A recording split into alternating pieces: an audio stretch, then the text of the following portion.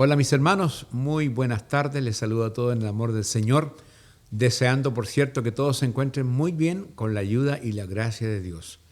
Hoy día nos hemos juntado nuevamente con parte del Ministerio de Comunicaciones para poder preparar la grabación del estudio de hoy en el libro de Oseas. Así que vamos a orar primeramente pidiéndole a Dios su bendición y luego nos vamos a ir a la lectura que nos compete hoy día. Gracias por estar presente con nosotros en este día. Oramos al Señor. Querido Dios, te damos gracias porque podemos compartir una vez más con los hermanos y con los amigos este estudio bíblico en que avanzamos día a día en el libro de Oseas. Te pido, buen Dios, que bendigas todo lo que vayamos a estudiar hoy día. Bendice tu palabra, Señor.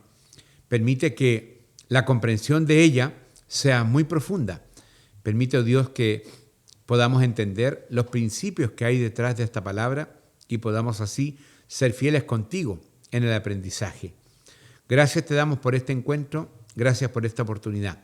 Que el Espíritu Santo nos guíe a todos, que nos mantenga atentos, nos mantenga concentrados y que podamos aprender mucho en el día de hoy. Te agradecemos todo y comenzamos esta reunión en el nombre de Jesús. Amén y amén. Muy bien, hermanos, entonces ahora vamos a la lectura que nos compete hoy día. Vamos a estudiar Oseas capítulo 10 desde el verso 11 hasta el verso 15, para lo cual les invito a que ustedes abran sus propias Biblias para que puedan leer conmigo esta palabra. Oseas capítulo 10, verso 11 al verso 15. Tomamos unos segunditos para que busquen en su Biblia, no se confíen, a veces es más cómodo sencillamente esperar y escuchar, pero es bueno buscar, porque además aprendemos cómo buscar y nos podemos concentrar en esa palabra. Yo creo que ya la han encontrado. Hago lectura entonces de esta palabra. Dice así la palabra del Señor. Efraín es novilla domada, que le gusta trillar, mas yo pasaré sobre su lozana cerviz, haré llevar yugo a Efraín, arará Judá, quebrará sus terrones Jacob. Sembrad para vosotros en justicia, segad para vosotros en misericordia, haced para vosotros barbechos, porque es el tiempo de buscar a Jehová, hasta que venga y os enseñe justicia. Habéis arado impiedad y segasteis iniquidad. Comeréis fruto de mentira, porque confiasteis en tu camino y en la multitud de tus valientes. Por tanto, en tus pueblos se levantará alboroto, y todas tus fortalezas serán destruidas, como destruyó Salmán a Bet-Arbel en el día de la batalla, cuando la madre fue destrozada con los hijos. Así hará a vosotros Betel por causa de vuestra gran maldad, y a la mañana será del todo cortado el rey de Israel. Hasta aquí la palabra del Señor. Estamos terminando el capítulo número 10, que es todavía un capítulo en el cual Dios está diciendo a Efraín, a Israel, el reino del norte, por qué Dios todavía sigue trayendo a luz todos sus pecados. Como hemos dicho en otras oportunidades, el juicio de Dios es justo y Dios no va a inventar algo que no es real. Por lo tanto, cuando Él habla del pecado de Israel, Él está claramente diciendo que por estos motivos consabidos yo hoy día les castigo. Y bueno, vamos a ir verso a verso viendo qué nos dice la palabra del Señor. En el primer de los versículos, que es el número 11, vuelvo a leer, dice la palabra: Efraín es novilla domada, que le gusta trillar, mas yo pasaré sobre su lozana cerviz, haré llevar yugo a Efraín, arará Judá, quebrará sus terrones Jacob. Aquí hay dos verbos importantes en este versículo.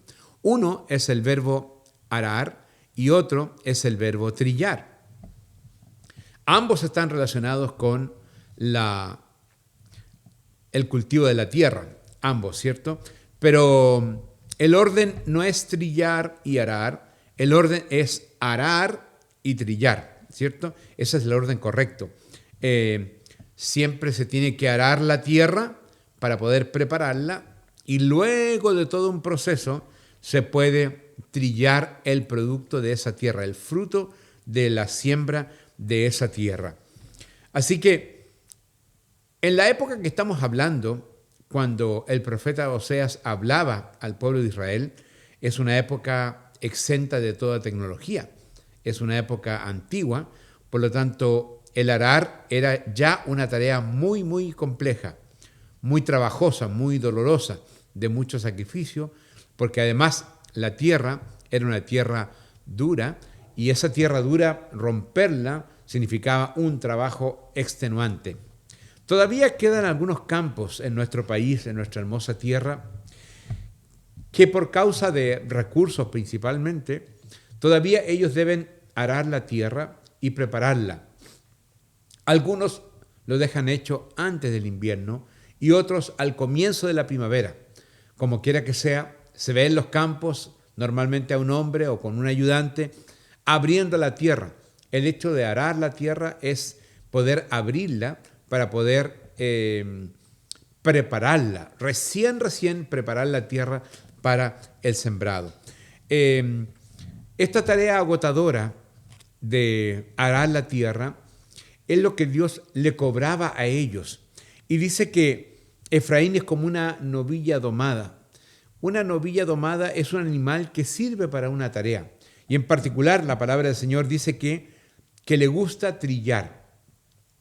Debemos distinguir que, dijimos, el arar es romper la tierra para sembrar.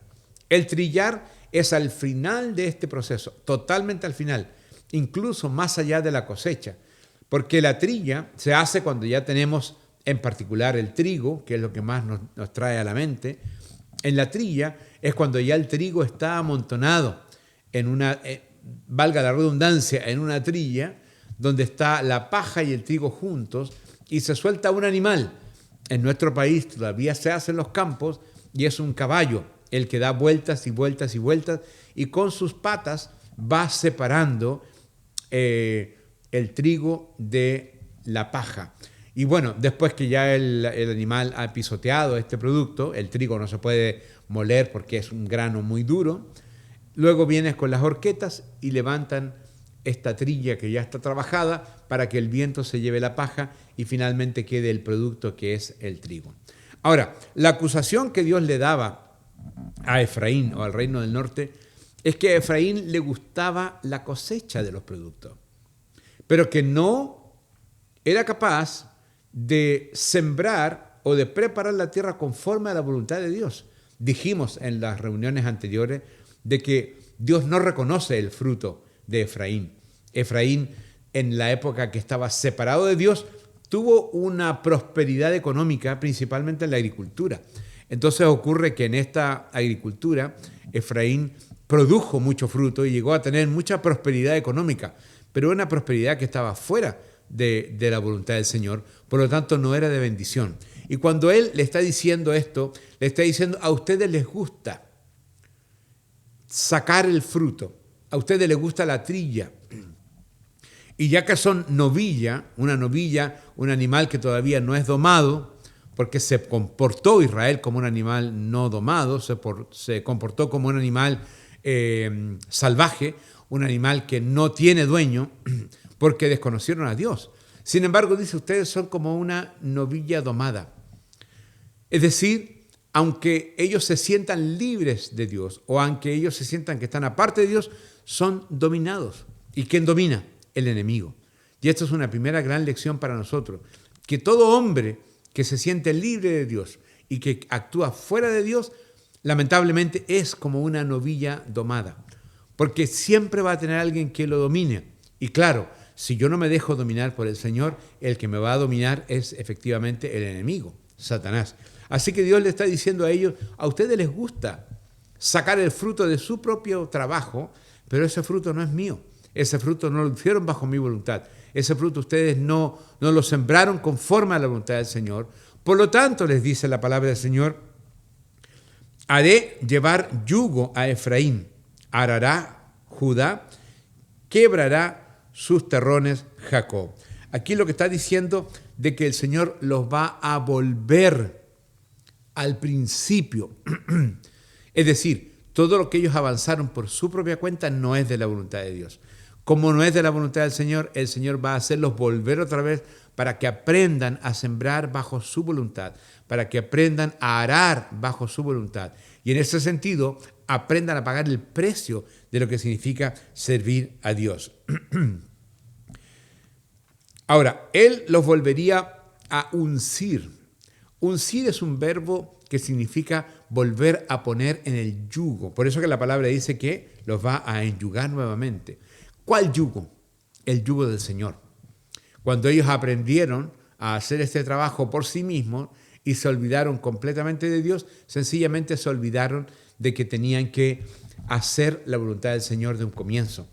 Y lograron su propio fruto. Así que Dios dijo, yo les voy a enseñar a ustedes nuevamente, serán uncidos, es decir, tomarán el yugo de Dios y van a aprender a arar conforme a la voluntad del Señor. Y van a tener que aprender a romper el terrón. Esto es un precio, hermanos. Es un precio que deben pagar los que servimos al Señor. Porque no podemos salir con un producto propio, con un resultado de nuestra propia vida, sino por el contrario. Nosotros tenemos que producir conforme a la voluntad del Señor. Y en ese sentido, el precio original que uno tiene que pagar, lo tiene que hacer porque es necesario que todo parta de parte del Señor y termine de parte del Señor. Esta es una buena lección para nosotros hoy día, porque muchas veces nos va bien en cosas humanas, en cosas propias de uno, y le damos la bendición al Señor. Y decimos, el Señor me ha bendecido, pero a lo mejor no es algo que Dios quería para ti o para mí. Y le damos a Él como la gloria de lo que Él no inició, como que le entregamos al Señor algo que Él no partió, que Él no quería para nuestras vidas. Y el pueblo de Israel hizo eso. Ellos tenían una mezcla entre la idolatría y la adoración a Dios, y cuando lograban cosas propias hechos por ellos mismos, esas cosas se las querían otorgar a Dios y decían, no me den eso a mí porque yo no he procurado eso para ustedes, yo no lo quiero para ustedes. Ustedes lo hicieron bajo su propia voluntad, para ustedes en algunos textos anteriores. Así que es interesante que después de ver a un pueblo tan porfiado, a un pueblo tan rebelde, a un pueblo tan idólatra, tan infiel, tan injusto con Dios, es interesante ver que Dios porfía con ellos en el buen sentido de la palabra. Porfía con ellos porque insiste en que ellos tienen que volver a los principios. Insiste en que ellos tienen que volver a las cosas del Señor. Esto es una buena lección para nosotros también, hermanos. La primera lección es que todo lo que se inicia sin Dios no puede terminar bien. Es decir, si yo haré una tierra, la sembré y coseché, no puedo decir que esa cosecha es de Dios porque no la partí en Él. Y Dios quiere que yo vuelva a hacer el trabajo, a arar la tierra y a sembrar conforme a su voluntad. Y esto es un pago que hay que pagar. Hay un trabajo que hacer, hay que buscar al Señor. Y en ese sentido, ¿qué significa arar en el Señor? Es hacer los rudimentos de la vida cristiana.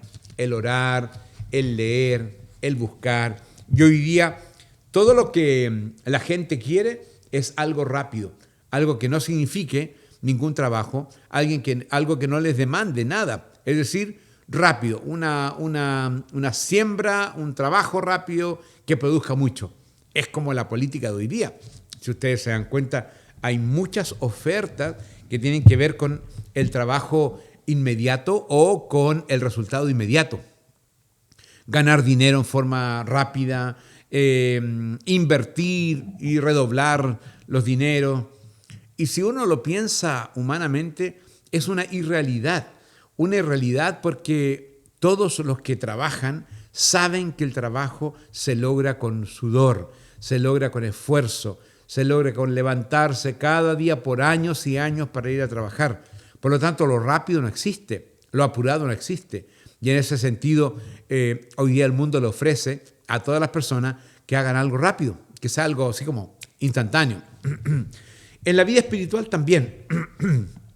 A veces procuramos tener resultados espirituales a partir de algo que no hemos arado, a partir de algo que no hemos sembrado.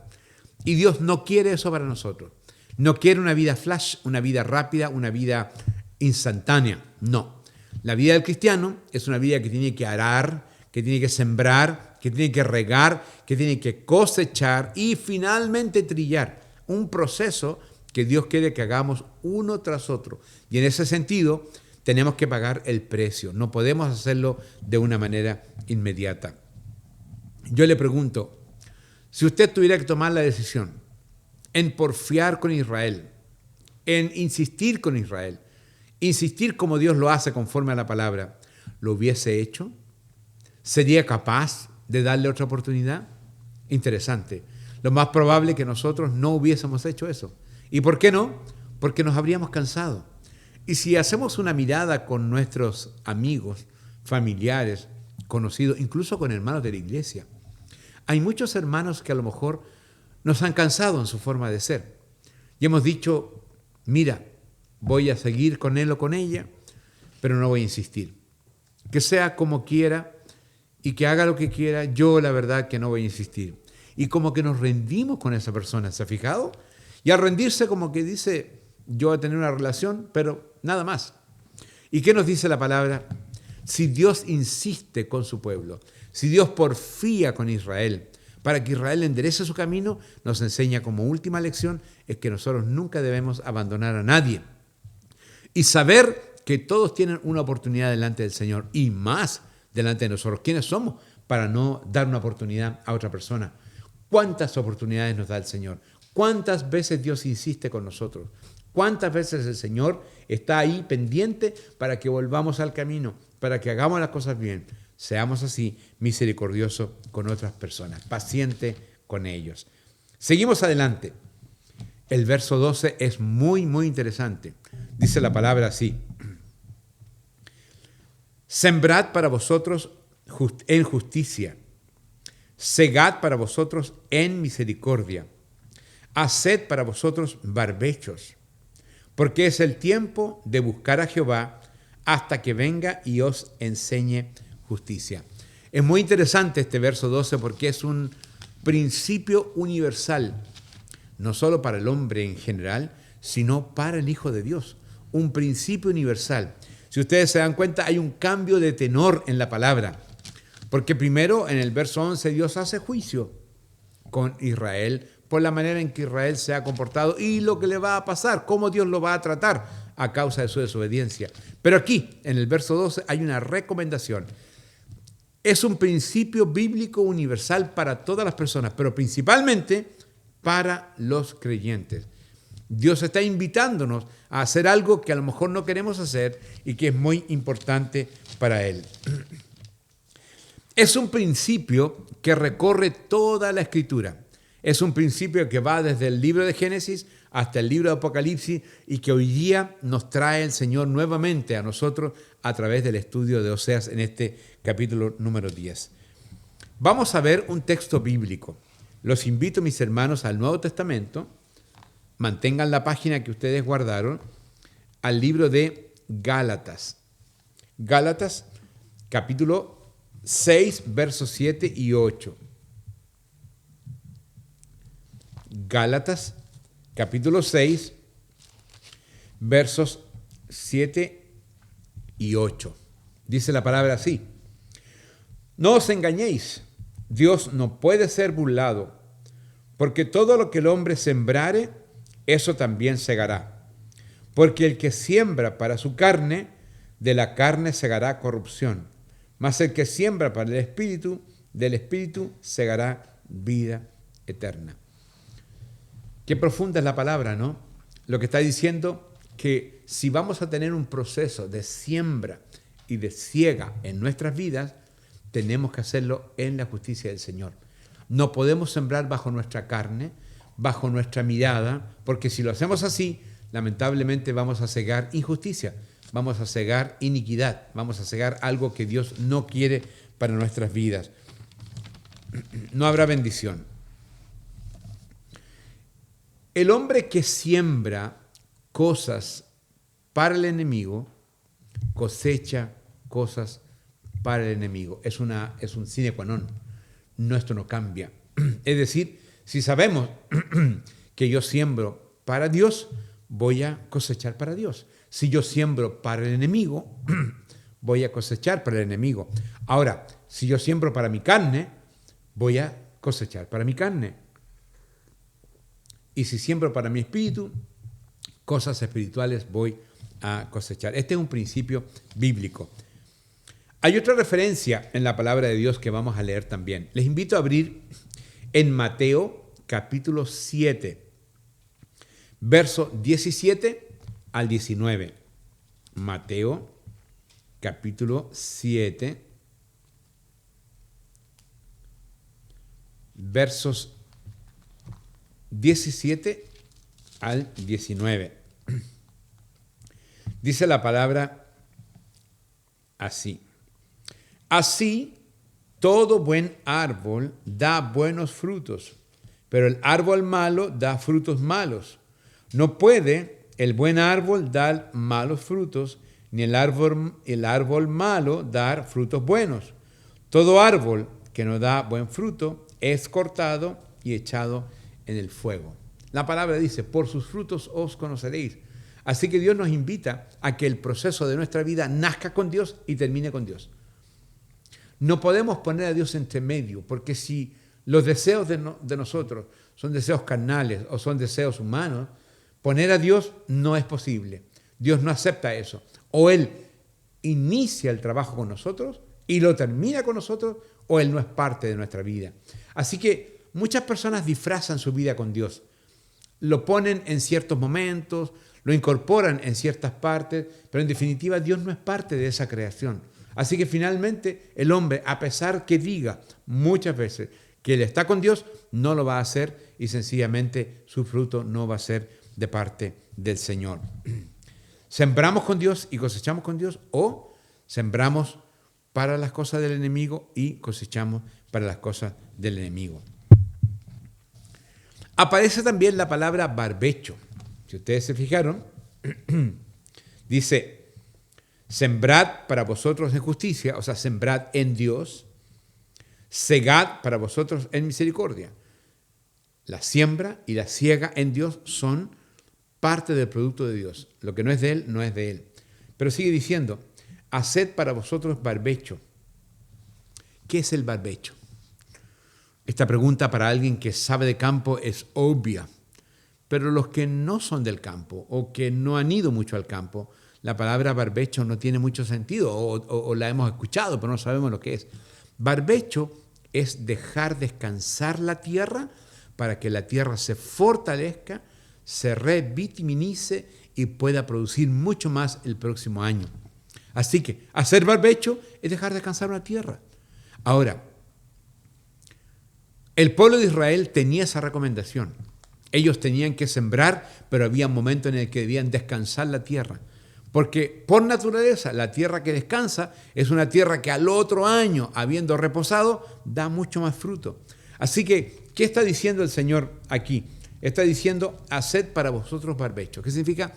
Llega un momento en la vida del cristiano que tiene que dejar la tarea. Tiene que abandonar el trabajo. Tanto en la siembra como en la cosecha la tiene que dejar y tiene que hacer barbecho. Significa, deje eso tranquilo un tiempo. ¿Pero para qué? Porque es el tiempo de buscar a Jehová. Yo creo que es una recomendación maravillosa. Todo lo que empieces en Dios, termínalo en Dios. Y si es algo que empezaste en tu carne o en las cosas del mundo, que no son de Dios, déjalo. Abandona eso, vuélvete al Señor y comienza todas tus obras en Dios. Y además, está diciendo la palabra, no ocupes todo tu tiempo en trabajar y servir. No ocupes todo tu tiempo en estar siempre produciendo algo. No ocupes todo tu tiempo en tu tarea. Porque lo que tienes que hacer es hacer barbecho. Hacer barbecho, deja descansar la tierra. Deja de trabajar un momento con un objetivo. no para tirarse a dormir, ni para irse de vacaciones durante un año. No, dice, porque es el tiempo de buscar a Jehová. El tiempo de buscar a Jehová. Es una recomendación universal maravillosa. A veces nos entretenemos tanto en los quehaceres, incluso de Dios mismo, que no le buscamos a Él. Estamos tan preocupados de hacer la tarea y de hacerla bien que Dios pasa a un segundo plano. Y Él está diciendo, no me interesa tu tarea, me interesa que estés conmigo. No me interesa que trabajes para mí, me interesa que estés en mi presencia. Así que le dice Dios a Israel, a través de este profeta, que hagan barbecho. Dejen la tierra reposar, no se preocupen. Y en el tiempo que la tierra reposa, ustedes dedíquense a buscar a Dios. Hermosa palabra, ¿no? Ahora, da también una instrucción, buscar a Dios hasta, dice aquí la Biblia, buscar a Dios hasta que venga y os enseñe justicia. ¿Qué me recuerda esto? Me trajo un recuerdo de la escuela básica. Yo estudié en la escuela 94, la escuela de números en Santiago, y también en el liceo de hombres número 3, que era el liceo de aplicación en Santiago. Y tengo muy claro cuando cambiábamos de profesor, cuando cambiábamos de asignatura, y venía el nuevo profesor. Algunos salían al pasillo a conversar, otros nos quedábamos en la sala, pero apenas se veía el profesor venir con el libro y sus cuadernos en el pasillo, todos entraban, como una manada entrábamos a la sala, nos sentábamos y nos ordenábamos. Parece que antes que el profesor entrara a la sala era como un desorden, era como un caos. Cada uno hacía lo que quería, conversábamos, pero apenas entraba el profesor, todos se ordenaban y todo había un silencio profundo en la sala y él comenzaba a dictar su materia. Así que cuando pienso en esto, es tiempo de buscar a Dios. Significa un tiempo de volver a clases, un tiempo de volver a las aulas, un tiempo de volver a la escuela. Mientras más uno avanza en los años, ve más imposible que algún día se siente en una sala de clase. Ve más difícil que uno pueda tener un profesor adelante que le enseñe, que le dé tareas, que le haga pruebas o que le tire la oreja. Es como casi un contrasentido. Los niños pequeños y los jóvenes lo entienden, pero el adulto ya se siente fuera de eso. Pero Dios nos llama a volver a las aulas. ¿Cuáles aulas? A las aulas del Señor. Volver a la escuela con Dios. Y esta escuela con Dios tiene 3 grandes cosas. Primero, buscar a Dios. Buscar a Dios. Segundo, esperar hasta que Él sea hallado, hasta que venga el Señor. Es como el profesor que viene a la sala de clase. Dios no va a venir si no mostramos interés. Dios no va a venir si solamente lo ocupamos para cuando lo necesitamos. Cuando es así, me sirve el Señor hoy día y de repente no, entonces no lo llamo, Él no va a venir. Porque Él es un Dios exclusivo, es un Dios único. Y no quiere ser parte de muchos otros dioses de la vida de una persona. No le interesa, Él lo dijo. Dios es un Dios celoso y santo. Él no va a tolerar ni las rebeliones ni los pecados de los hombres. Así que lo primero que tenemos que aprender es que dejemos nuestra tarea de lado. Dejemos el arado, dejemos la siembra, dejemos la siega de lado. Que la tierra repose. Y en ese tiempo de reposo busquemos al Señor. No apurado. El que lo busca apurado no lo va a encontrar. Dios necesita, y lo hemos enseñado en algunas predicaciones, necesita que el buscar al Señor sea con todo el tiempo del mundo. ¿Hasta qué? Hasta que Él venga. ¿Cuándo va a venir el Señor? Va a venir cuando tú te hayas rendido a la inquietud, cuando te hayas rendido al nerviosismo, cuando te hayas rendido a la carne que se quiere mover, cuando te hayas rendido a esa ansiedad de esperar. Cuando uno se rinde al Señor, Él vendrá. ¿Y qué pasará cuando Él venga? Será un profesor y nos va a enseñar en justicia, dice la palabra del Señor. Así que el verso número 12 es maravilloso, una enseñanza maravillosa, diciéndote lo que empieza con Dios, termina con Dios.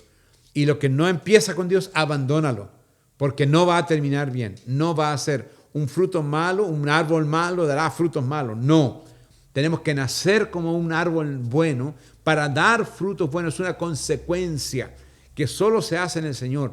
Él conoce la vida nuestra y Él no va a cambiar una cosa por otra. Aunque el hombre se engañe, aunque el hombre se cubra de una imagen falsa, Dios conoce el corazón del hombre. Por eso que muchos se llevarán sorpresas. Incluso en la iglesia se llevarán sorpresas. ¿Por qué? Porque pensaron que servían a Dios, pensaron que amaban a Dios, pensaron que estaban de parte de Dios. Sin embargo, se dieron cuenta al final que no era así. Dios mismo los desconoció, Dios mismo los rechazó. Dios mismo dijo, yo no los conozco, apartados de mí, hacedores de maldad. Personas que creyeron que estaban en Dios. Lo que ocurrió es que hicieron su propia voluntad. Lo que ocurrió es que araron bajo su propia ley, sembraron bajo su propia ley y le pusieron un manto de espiritualidad, un manto de Dios para que al final fuera aprobado. Dios no va a aprobar ninguna siembra del hombre. Dios va a aprobar su siembra en nuestros corazones. Así que tenemos que comenzar algo bien delante del Señor. Y lo más hermoso, habrá tiempos en los cuales ya no debemos trabajar, debemos reposar, buscar a Dios hasta que Él venga y Él nos enseñe en justicia. Seguimos adelante, hermanos, el verso número 13. Habéis arado impiedad y segasteis iniquidad. Comeréis fruto de mentira, porque confiasteis en tu camino y en la multitud de tus valientes. Una palabra de nuevo fuerte para ellos. Debemos distinguir 4 cosas aquí: arar, sembrar, regar, cosechar y trillar. 4 elementos que van en un orden: arar, sembrar, regar, cosechar y trillar. La pregunta obvia es, ¿cuándo empieza el mal camino? Quiero hacer una traducción de estos 4 actos. Recuerden, arar, sembrar, regar, cosechar y trillar. ¿De acuerdo? 5 actos. Arar es la intención que tiene nuestro corazón de hacer algo. Sembrar es el acto del pecado. Cuando hemos concebido en nuestra mente una maldad, el acto de hacerlo físicamente es pecado. El regar es engañarse o mentirse porque estamos alimentando lo que hicimos. Como quien dice, lo potenciamos nosotros mismos porque era malo. Y el cosechar es la calamidad o el resultado del pecado. Vuelvo a hacer la pregunta, mis hermanos. ¿Cuándo se empieza el mal camino? Alguien dirá, cuando pecamos. Sí, es verdad, pero no. Antes que eso, en el arar se empieza el mal camino. Es decir, con la sola intención de la mente de apartarse de Dios, ya hemos pecado contra Dios. Lo malo comienza con la intención de apartarse de Dios. Si alguna vez alguien ha tenido, espero que no, ese pensamiento rebelde de salirse de los caminos de Dios, de decir yo no voy a seguir adelante, la verdad que no, voy a volver atrás. Lo va a materializar después, no al tiro. Pero el arado, el romper la tierra significa el pensamiento inicial de la maldad. Así que el mal camino comienza con el pensamiento inicial de la maldad. El solo pensar apartarse de Dios ya es pecado. No tiene que hacer nada físicamente porque uno lo piensa. Me fui al extremo porque nadie, y espero que nadie, diga yo me voy a apartar de Dios. Pero somos bastante rebeldes. Y por ejemplo, decimos, yo no voy a ir a esta reunión porque no quiero, porque no me siento motivado o por muchos motivos. No voy a ir a esta reunión. Eso es un acto de rebeldía. No se sientan amedrentados por mí o amenazados por mí por decir esto. Pero fíjense que la mente es la que actúa en forma inmediata. Yo siempre lo digo, los pastores nos preocupamos que los hermanos vengan a los eventos y queremos saber. Lo he dicho otras veces y lo repito. Si usted quiere dejar a un pastor intranquilo y que le dé y le dé y le dé con la idea, dígale que no va a ir. Y va a ver cómo el pastor le pregunta por qué. Y le va a decir, ¿tiene algún problema? ¿Lo puedo ayudar? Y le va a dar y dar y dar y dar. Si usted quiere dejar al pastor tranquilo, independiente de lo que usted piensa, dígale, sí voy a ir. El pastor va a quedar contento. Va a ir el hermano. Va a durar la semana que falta para ese encuentro. Pero ese día en que se contaba con usted y usted no fue, se sabrá la verdad. Y claro, la pena es que o la persona le pasó algo, le cambiaron los planes o sencillamente me engañó, ¿cierto? Y muchas veces cuando alguien dice, hermanos, tenemos, por ejemplo, un taller el día sábado, todos invitados. Hay algunas mentes que dicen, oye, qué interesante, a mí me gusta la educación, yo creo que voy a ir para aprender, algo más tengo que aprender en ese taller. Otros dicen, estoy ocupado, no puedo hacerlo. Y otros dicen, no, eso no es para mí, yo no voy. Sería hermoso que toda la iglesia venga al taller, pero no vendrán todos. Pero el solo pensamiento de algo que no es de Dios ya es pecado contra Dios. Así que te respondo a la pregunta, ¿dónde empieza el camino malo? Con la sola intención de apartarse del Señor. Y esto, como dice la palabra del Señor, dice así, habéis arado, impiedad. ¿Saben lo que significa la palabra impiedad? Impiedad significa algo que no es de Dios. Impío. Impío significa que es de Dios. Impío significa que no es de Dios.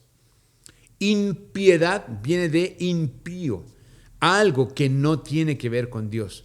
Entonces, si yo hago un arado con algo que no es de Dios, voy a tener un fruto que la Biblia se encarga de decir, habéis arado impiedad y segaréis iniquidad. Iniquidad es una palabra que también es contrario a la equidad. Iniquidad es contrario a la equidad. ¿Qué significa? Que no es justo. Algo inicuo es algo injusto, es algo malo, es algo que no corresponde. Entonces la iniquidad es maldad o injusticia, dicho de cualquier manera. Así que si uno va a arar de manera impía, va a segar de manera mala o injusta. Se utilizan muchos verbos que tienen que ver con la agricultura, con la gente que siembra cada año, sabe muy bien lo que esto significa. Sin embargo, cuando estamos hablando de iniquidad, significa que yo puedo comenzar un camino sin Dios. Y ese comienzo, el arado, es el pensamiento, la intención de apartarse de Dios o de cualquier cosa contra Dios, ya estoy pecando contra Dios. Y eso termina en injusticia, termina en algo malo, termina en iniquidad. Así que tenemos que saber, mis hermanos, lo que significa. Dice la palabra, comieron fruto de la mentira. ¿Por qué? Es un pueblo que se dejó engañar. Se dejó engañar por sus reyes, por los líderes, por los sacerdotes de aquel entonces, tal vez incluso por algunos profetas falsos, que prefirieron que el pueblo creyera otra cosa, un camino fácil, y lamentablemente terminaron siendo engañados. Le creyeron al hombre y no le creyeron a Dios. Cosecharon los frutos de la mentira. Aquí es importante, mis hermanos, entender que al hablar del fruto de la mentira, no es culpa de la mentira, es culpa del que cree la mentira. El que cree la mentira y que peca de ingenuidad y de ignorancia es el que al final tendrá un fruto que es causa de la mentira. El pueblo de Israel, el pueblo de Efraín, cayó en la mentira de sus reyes, cayó en la mentira de sus líderes, en la mentira de sus gobernadores, de sus incluso profetas falsos. En fin, al caer en esa mentira, ellos hicieron cosas contra Dios y finalmente comienzan a descubrir que fueron engañados. Y al descubrir que fueron engañados, significa que claramente estuvo mal todo lo que ellos hicieron. Vamos a ir atrás un poquito al libro de Daniel en el capítulo 4. Los invito, está un poquito adelante de Oseas. Daniel capítulo 4, verso 17. Miren lo que dice la palabra del Señor ahí. Daniel capítulo 4, verso 17. Es complejo esta palabra, escúchenla. Dice, la sentencia es por decreto de los vigilantes y por dicho de los santos la resolución, para que conozcan los vivientes que el Altísimo gobierna el reino de los hombres y que a quien Él quiere lo da y constituye sobre Él al más bajo de los hombres. El hombre que se aparta de Dios se arriesga. Se arriesga porque queda a su propia suerte, por decirlo de alguna manera, a su propio camino. Y en ese arriesgarse a su propio camino, ¿qué va a ocurrir? Ocurre que va a comenzar a escuchar las voces de otras personas. Va a ser seducido por otras personas. Va a ser engañado con la mentira de otras personas. Porque Dios ya no está. Dios ahí no está presente. ¿Por qué? Porque el principio partió fuera de Dios. Por lo tanto, esa persona va a su propio futuro. Y en ese propio futuro va a ser engañado. Los líderes de un pueblo,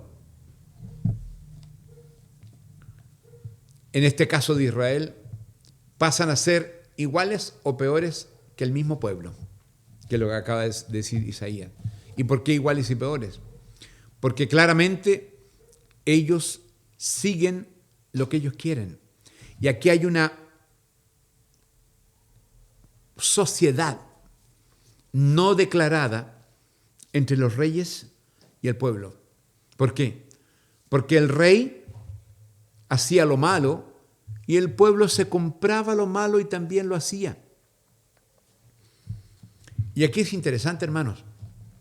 Muchas veces el pueblo está contento con aquel gobernante que le da lo que el pueblo quiere. No lo que el pueblo necesita, lo que el pueblo quiere. Y cuando un gobernante le da lo que el pueblo quiere, el pueblo está feliz. Es un buen gobernante. Pero al final, al fin de su gobierno, o de ese reinado, por decirlo de alguna manera, todos terminan mal. Todos se contaminaron con esa mala idea, se contaminaron con ese mal gobierno y terminaron buscando lo malo. Así que tenemos que tener una lección clara aquí, mis hermanos. Si Israel se iba a decepcionar con sus reyes porque se va a dar cuenta que ellos habían sido engañados por estos reyes, bueno, es una concomitancia entre ellos mismos. Y aquí cuidado. También ocurre que las personas valoran a los líderes cuando el líder hace lo que la persona le gusta a ellos. Cuando un líder le da lo que ellos quieren, es bueno el líder, excelente. ¿Por qué? Porque están todos felices, todos contentos, es bueno el líder. Aquí no importa si el líder lo hace bien, no importa si sus decisiones son buenas. Aquí lo que importa es que le da el gusto al pueblo. Y al dar el gusto al pueblo, todos felices. ¿Y qué ocurre eso? Un gran fracaso. ¿Por qué? Porque el liderazgo no puede ser guiado por la popularidad. No puede ser guiado por lo que le gusta a la gente. El liderazgo tiene que ser guiado por lo que le hace bien a la gente. Así que, lamentablemente, muchos líderes que buscan hacer el bien a las personas no son populares. Por el contrario, son malentendidos, son indeseados, son antipopulares y generan una animadversión contra ellos. ¿Por qué? Porque no van conforme al deseo de las personas, sino conforme a lo que le hace bien a las personas. Y aquí Efraín o Israel cayó exactamente en esto. Ellos fueron favoritos de reyes malos, por lo tanto ellos tuvieron una concomitancia con estos reyes malos y después, claro, dijeron, Nos engañaron nuestros líderes. ¿Dónde están los valientes? Nos engañaron. Pero la culpa no es solo de los valientes, sino que de aquel que no sabe distinguir la verdad, aquel que tiene la conciencia adormecida y que finalmente termina mal por causa de seguir a alguien malo. ¿Qué tenemos que aprender de esto? Que no debo querer más a alguien por lo popular, sino porque lo que me enseña es bueno para mi vida. Ese es el concepto. Así que, si un líder, cualquiera sea, en cualquier estado, puede que tenga a lo mejor algunas instrucciones duras o puede que tenga algunas estrategias poco populares y que molesten, pero si eso le hace bien a la gente, eso hay que entenderlo y obedecerlo. Así que si hubiese habido reyes buenos, que no hubo en el Reino del Norte, que dirigieran el pueblo de Dios, hubiese sido bueno para el pueblo. Pero todos los reyes del Reino del Norte fueron malos. Todos se apartaron del Señor y todos hicieron lo malo. Y el pueblo le siguió el amén. Después se dan cuenta de que estaban equivocados por haber seguido a los reyes equivocados. Y acá hay otra lección que aprender, hermanos. A Dios nunca, jamás le vamos a engañar. Nadie va a engañar al Señor. ¿Y por qué digo esto? Digo esto porque lo que nace mal, termina mal. Y Dios conoce el corazón. ¿Qué hace hoy día la sociedad? ¿Qué hace hoy día los gobiernos? Limpian el pecado. Tratan de darle como un barniz a las cosas malas para que no se vean malas. Y muchas personas están felices. Obvio. Si el gobierno está diciendo que lo malo no es malo, que lo blanco no es blanco, sino que es una cosa grisácea, el que hace lo malo está feliz, porque le están cambiando la ley, ya están cambiando los principios, le están cambiando las cosas que entendió desde niño. Y al cambiarla, felices porque hay un gobierno que acepta, etcétera, etcétera, etcétera. Pero Dios no lo engaña a nadie. Dios va a cumplir su palabra, su ley, desde el principio y hasta el fin. ¿A quién tenemos que seguir? A aquel líder que nos lleva a la presencia de Dios.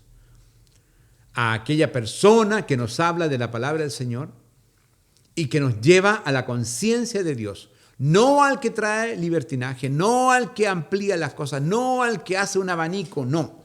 Ese no es bueno. El bueno es el que habla de la palabra, el que es duro, el que dice la palabra tal como la palabra es. Y aunque duele, y aunque incomode, si eso es bueno, es bueno. Y el creyente tiene que hacerlo así. Por eso que el pueblo de Israel se dejó engañar por muchos años y terminaron mal. Se autoengañaron ellos mismos. Y Dios nunca va a ser burlado.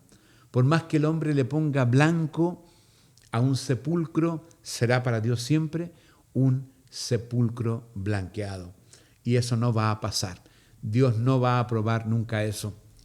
No te dejes engañar. No pienses que las leyes del hombre alguna vez van a superar o engañar a Dios. Nunca lo van a hacer. No.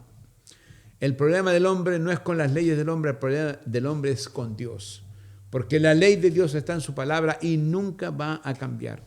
Así que pongámonos de acuerdo en obedecer a Dios conforme a su ley y hacer lo correcto. Aunque seamos impopulares, aunque la gente nos tilde de todo, da lo mismo lo que la gente diga. Lo que aquí importa es que obedecemos al Señor y hacemos su voluntad.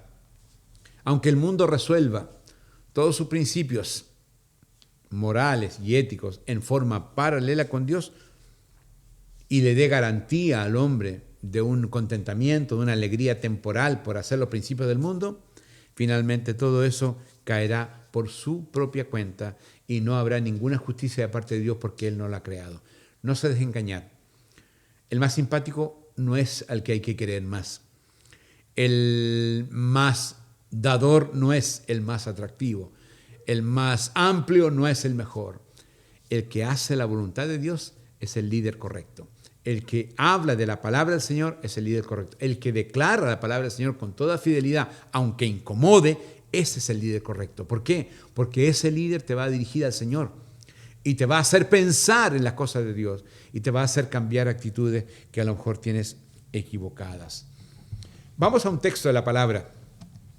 Mateo 7. Lo teníamos abierto recién ahí. Mateo 7,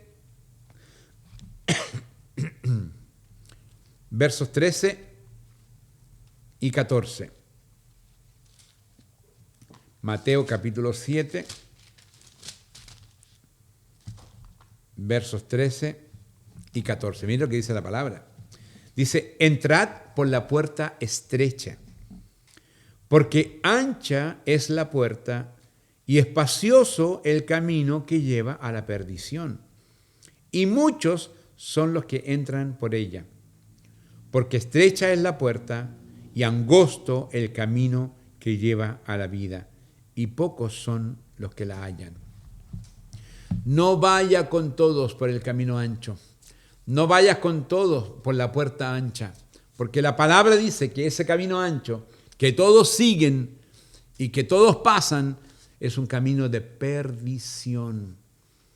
Es mejor buscar el camino angosto, las sendas de Dios, y caminar por el camino angosto, caminar por las sendas y pasar por la puerta estrecha, porque ese es el camino a la vida. Eso le está diciendo el Señor. Ustedes llegaron a un acuerdo malvado con los reyes. Se engañaron todos y avanzaron sin Dios. Ahora tienen que pagar las consecuencias de su mal. Estoy seguro que si, esto no va a ocurrir, pero estoy seguro que si alguno de estos líderes malos de la Biblia pudieran venir hoy día para hablar con nosotros, por ejemplo, el rey Acab, un rey malo, su mujer, Jezabel, mala. Si hablamos del Nuevo Testamento, podemos hablar de Judas Iscariote. O podemos hablar, por ejemplo, del rico, el rico malo. Si ellos vinieran para decirnos, ¿qué pasó al final de tu camino? Fuiste por el camino ancho, por la puerta ancha. Te moriste en la puerta ancha. ¿Qué pasó? ¿Quién es la verdad? ¿Tuviste la verdad? Si ellos pudieran, cosa que no se puede y que no lo pueden hacer, volver, dirían lo que dijo el rico a Abraham cuando vio que el mendigo estaba en el seno de Abraham y le dice, por favor, envía a alguien a la casa de mi padre, a mis hermanos, para que se arrepientan.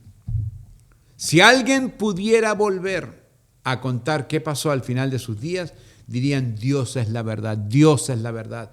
El pecado está condenado y el que termina en pecado será condenado. No sigan ese camino, arrepiéntanse y vuelvan a Dios. Pero no pueden volver, no pueden hablar. Ya acabaron sus días y solamente están esperando la condenación eterna finalmente. Así que de nuevo, a Dios nadie va a burlarlo jamás, sino por el contrario, las personas que caminan mal y mueren mal se irán a una perdición eterna. Leemos ahora el verso 14. Voy a ir de nuevo a la Escritura.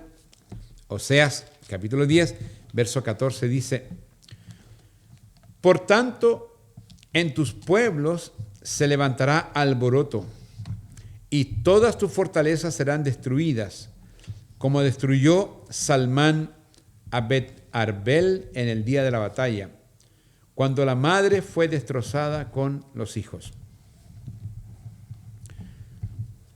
Salmán era una abreviatura del nombre de un rey asirio. El nombre de este rey asirio era Salmaneser, pero la abreviatura era Salmán, como dice aquí la palabra del Señor. Y el otro nombre que aparece aquí, que es Bet-Arbel, se refiere a un lugar que estaba en la zona norte de Israel, dentro de la provincia de Galilea. Este lugar tuvo una batalla de parte de un enemigo. No hay mayor registro de esto, pero aparece aquí que ese lugar tuvo una batalla. ¿Y qué es lo que dice la palabra? Dice, por tanto, en tus pueblos se levantará alboroto. Alboroto es, de alguna forma, estampida. Lo que se me viene a la mente es cuando hay, por ejemplo, una balacera en un centro comercial, en una escuela, en una calle. Cuando ocurre tal cosa, la gente corre a esconderse, a tirarse, a proteger a los niños, a tratar de arrancar de ese lugar. Mostraban hace poco las imágenes de un temblor fuerte, allá en Indonesia me parece, donde la gente corría despavorida porque veía que cualquier instante se caía algo. Entonces, cuando la Biblia habla de alboroto, significa que el pueblo va a ser alborotado, el pueblo va a perder el control. ¿Y a qué se refiere? A que vendrá la deportación del Reino del Norte. La deportación. Y como viene la deportación del Reino del Norte, habrá alboroto, correrán en distintos sentidos, tratarán de protegerse, habrá un escándalo en el mismo pueblo. Y todas tus fortalezas serán destruidas. Se sabe que es Asiria el reinado que viene y se lleva cautivo al reino del norte. Por lo tanto, lo que está diciendo Dios a través de Oseas es que esto va a pasar y que el pueblo va a ser alborotado, que el pueblo va a perder el control y va a salir para todos lados. ¿Por qué? Porque va a venir de parte de ese reino, va a venir la deportación. Y la deportación no es amigable.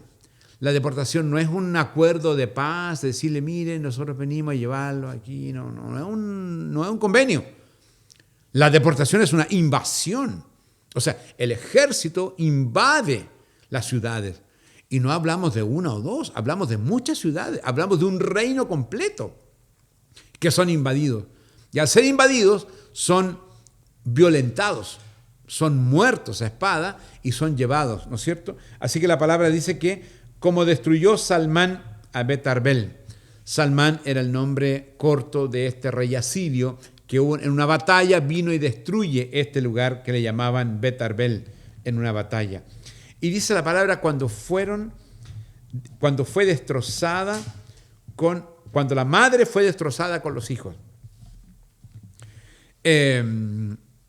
Interesante. Tenemos dos maneras de interpretar cuando la madre fue destrozada con los hijos.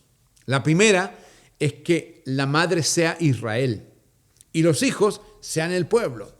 Entonces, cuando la madre fue destrozada con sus hijos, significa que cuando vino este reinado de Asiria para tomarlos, destruye a la madre, destruye al país, destruye al reinado y lleva cautivo a todas las personas que son los hijos. Esa es una forma. Pero también hay otra manera de interpretarlo, porque era costumbre asiria y más tarde babilónica, una costumbre de que en las guerras había mucha crueldad.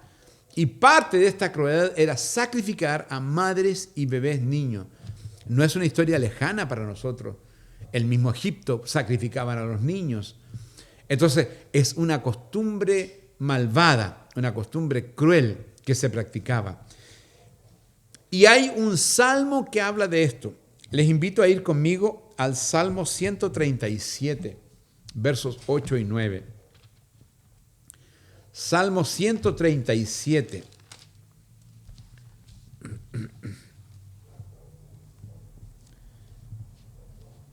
Dice así, Salmo 137, versos 8 y 9. Dice, hija de Babilonia la desolada, bienaventurado el que te diere el pago de lo que tú nos hiciste. Dichoso el que tomare y estrellare tus niños contra la peña. Durísima palabra, durísima palabra. Entonces, la otra interpretación de la muerte de las madres y de sus hijos es una interpretación de que ocurrió en los reinados de Asiria y en el reinado de Babilonia el sacrificio de las madres. El pueblo de Israel sufrió mucho en deportación, lloró y clamó y probablemente tuvo la pérdida de hijos por causa de estos crueles tratamientos del pueblo que los había llevado deportados. Y el Salmo hace esta mención y hace la mención sobre Babilonia. Y que ojalá haya alguien que vengue al pueblo de Israel. Ojalá que alguien dice, estrella a los niños contra la peña. Es muy, muy dura la palabra. ¿Pero por qué está diciendo esto? Porque seguramente en Babilonia fueron asesinados hijos de Israel, bebés y madres de Israel. Así que la palabra tiene un sentido. Puede ser que hablaba de Israel como madre, como país, y los hijos como su pueblo, o puede ser que la referencia es de lo que les iba a ocurrir a la deportación a las madres y a los hijos por la muerte de ellos. En todo caso, el pueblo de Israel iba a sufrir e iba a llorar la maldad. En toda guerra los métodos son horriblemente crueles. En toda guerra los métodos son muy malos. Pero a pesar de los malos o los incivilizados que pudieran haber sido en esa época, seamos honestos, ¿son peores que los métodos del hombre hoy día? No son peores. El pecado es igual. Y probablemente los métodos que nosotros consideramos aberrantes, incivilizados, son exactamente los métodos que se ocuparon o que se ocupan hoy día. En la cultura de la droga, en la cultura del satanismo, se hacen cosas aberrantes que uno ni se imagina en cultos, en reuniones secretas, cosas aberrantes que incluso incluyen niños. Y son adoradores de Satanás y también se llaman a sí mismos antropófagos. Busqué la palabra porque me quedó como grande, antropófagos. Y antropófagos es aquel que tiene la costumbre de comer carne humana. Suena horrible, ¿no? Un animal, una bestia podría atrapar a un hombre, un león podría atrapar a un hombre y se lo come. Pero es un animal. Pero cuando el hombre practica del ser antropófago o caníbal, o practica el canibalismo, es que come también a otro hombre, por causa de algún rito satánico, evidentemente. Así que no hay que mirar hacia atrás tan espantados. Hay que mirar el presente y darse cuenta que hoy tenemos ese problema, porque hoy día la sociedad también es cruel y terriblemente mala. Ya último verso para terminar. Espero que no estén cansados. Dice, así harán a vosotros, Betel, por causa de vuestra gran maldad. A la mañana será del todo cortado el rey de Israel. Si ustedes se acuerdan, dijimos qué significaba Betel. Betel significa casa de Dios. Y está diciéndole Dios a través del profeta que eso le va a pasar a Betel por causa de su maldad. La última lección aprendida. No es el rótulo que pongo en mi vida, no es el título del cual yo me decoro el que define mi vida, sino que es mi caminar con Dios. Betel es un nombre santo, casa de Dios. Pero si Betel se aparta de Dios, el título ya no importa, porque dice que la maldad de Betel será la causal de que ellos también sean deportados. ¿Y qué va a ocurrir también? A la mañana será del todo cortado el rey de Israel. Todo aquel que hace lo malo y que no se convierte a Cristo y que termina sus días mal, lamentablemente será condenado. No es una amenaza, no es la intención ni de la palabra, ni de la iglesia, el amenazar a nadie, es una verdad que la gente tiene que saber. El camino malo termina mal. La maldad será pagada. Y eso va a ocurrir sí o sí. Cuando hablo de esto, de que va a desaparecer el rey y ya no habrá más rey, y también dice la palabra que así será con ello, Betel, casa de Dios, me recuerda el juicio final. ¿Y por qué el juicio final? Porque el rey de la maldad es Satanás. Y todos los que practican la maldad y no están en Dios son de alguna manera del reinado de Satanás. Así que, ¿qué ocurre al final? Que este rey, que es Satanás, es echado al lago de fuego y azufre. Y todos aquellos cuyos nombres no fueron hallados en el libro de la vida, sino que los nombres aparecieron en los libros abiertos donde se mostró la vida y el pecado de todos, serán echados al mismo lago de fuego. La única diferencia es que va a caer primero Satanás al lago de fuego. Y luego, al final, los últimos en caer serán aquellos cuyos nombres no están inscritos en el libro de la vida. Doloroso para Dios, absolutamente doloroso para Dios. Pero caerán con su rey a un escarnio, a un tormento, a un sacrificio eterno por los siglos de los siglos. Vamos a quedar hasta aquí, mis hermanos.